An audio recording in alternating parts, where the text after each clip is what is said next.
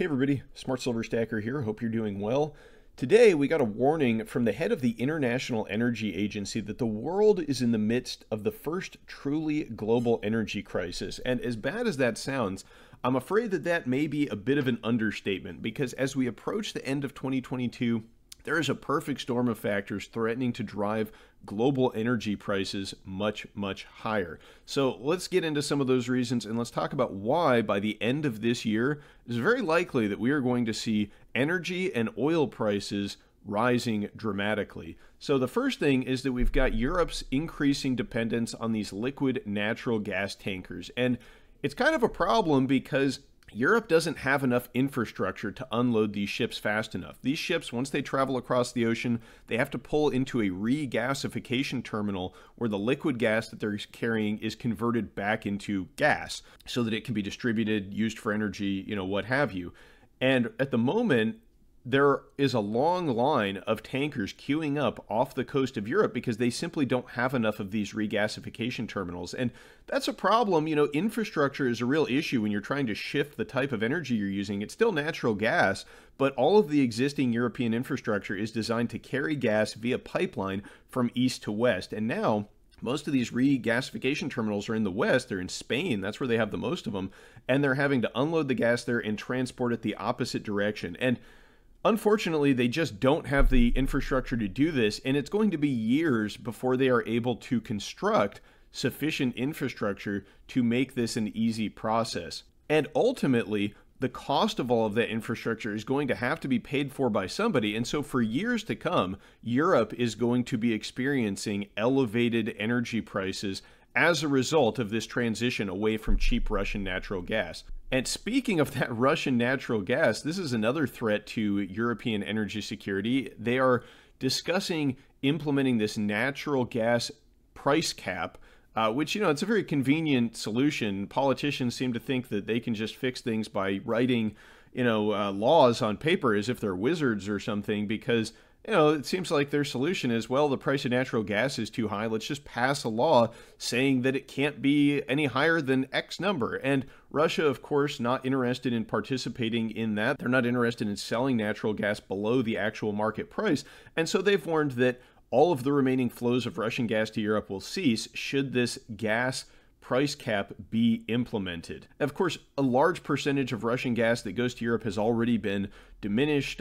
Last year, Russian natural gas imports accounted for about 40% of the European natural gas supply. Today, after the Nord Stream 1 and Nord Stream 2 pipelines have been shut down, blown up, that number has diminished to 9%. But considering how tight the energy situation is in Europe at the moment, losing that 9% could be fairly significant. Currently, that gas is flowing through old Soviet-era pipelines in Ukraine, and also some gas is still making its way to Europe via the Turk Stream pipeline. And of course, these energy woes are not limited to Europe. We're dealing with higher gas prices, high inflation, high energy prices here in the US as well.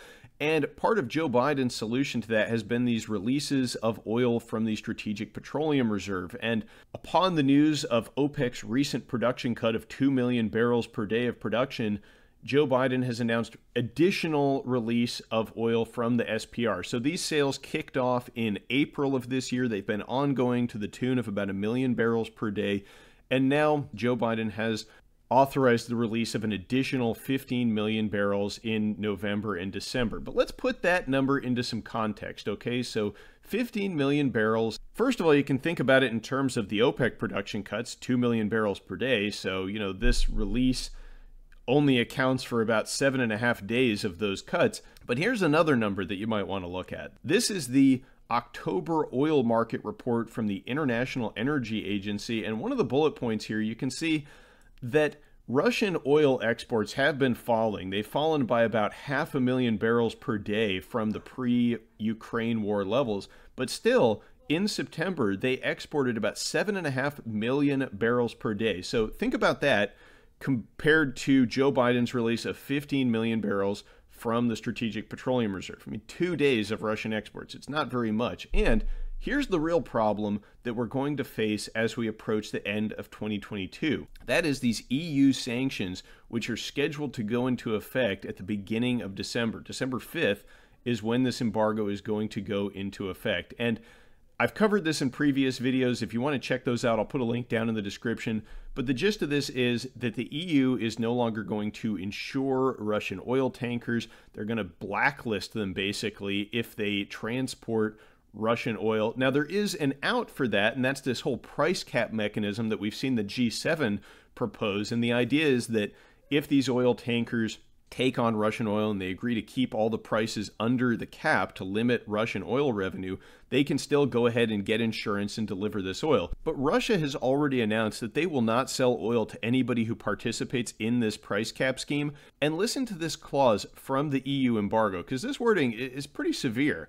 It says, in the event that a vessel under the flag of a third country has transported Russian crude oil or petroleum products purchased at a price above the price cap, it should be prohibited to provide technical assistance, brokering services, financing, or financial assistance, including insurance, related to any transport in the future by that vessel of crude oil or petroleum products. And so think about that. These tankers, they're going to have to make a decision here. They're going to have to make a decision if they're going to continue buying oil from Russia and selling it to places like China and India, the biggest consumers of Russian crude oil. And by the way, China and India have no interest in this whole price cap scheme. So if they're doing that, the G7 and these insurance companies in the EU, they will basically blacklist those vessels in this manner, which means at any point in the future that those ships are carrying oil, they're not going to be able to get insurance, they're not going to be able to get technical assistance, brokering services, financing. So basically, any kind of business with the West will be prohibited moving forward for a vessel that chooses to do this. And so this is going to have a tremendous chilling effect on this oil tanker industry. I mean, forcing the operators of these tankers into this kind of a decision is going to have unintended consequences, to say the least. Now, exactly how this is going to play out, I don't know, but it certainly seems like there is a big risk of disrupting those 7.5 million barrels of oil that Russia has been exporting every day. And I mean, if you think that an oil production cut by OPEC of 2 million barrels a day is serious, then removing 7.5 million barrels per day of Russian exports from the oil markets is like an atom bomb. I mean, that is going to absolutely blow up these markets. If this plays out this way, I mean, it's a game of chicken. It's hard to say who's going to blink first or if anybody will blink. I mean, that's the real risk. If that happens, we could see oil, I mean, easily over $100 a barrel. I mean, we're only a stone's throw away from that right now. But really, I mean, if you remove that much oil from the global markets, you could see oil hit $200, $300 a barrel. And that's precisely the kind of thing Vladimir Putin was warning against months ago. We could see energy prices head that high if this economic warfare escalates to that level. And I think that the Russians are willing to sacrifice their exports in order to drive home the point that they won't participate in schemes like this price cap schemes. And of course, this is a terrible time for global markets to be dealing with higher energy prices. We're already heading into a deep global recession / depression, and $200 oil could be the straw that breaks the camel's back, so to speak, in regards to this global economy. I mean, this could certainly be the kind of event that thrusts the U.S. into a massive economic downturn. That, in turn, could cause the Fed to change their policy. It could force them to pivot. I mean, this could all get out of hand very quickly. Already, the system is extremely fragile, and much, much higher energy prices, those translate into higher prices across the board. This is going to make the inflation problem much worse. It's going to risk a tremendous economic slowdown, and this is something that we all should be getting prepared for. And maybe we should all be investing in bicycles. It might be time to give your bike a tune-up if you haven't done that yet. It might be a good time to get a more fuel-efficient vehicle. I don't think that electric vehicles are going to solve the problem because, you got to charge those things somehow, and if we do see much, much higher energy prices, the price of electricity is going to skyrocket too. Leave me a comment down below to let me know what you think. Thanks for watching, everybody. Don't forget to like, comment, and subscribe. I'll catch you next time. Stay safe, happy stacking. Smart Silver Stacker, out.